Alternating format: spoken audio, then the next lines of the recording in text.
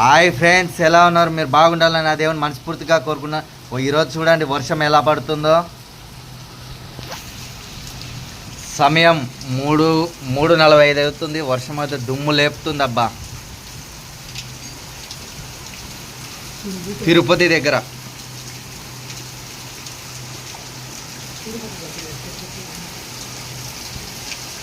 మా కొడుకు చూడండి, పట్టలేని ఆనందం వర్షం వస్తే.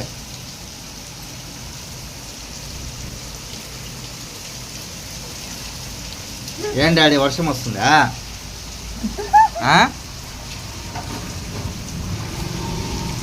బా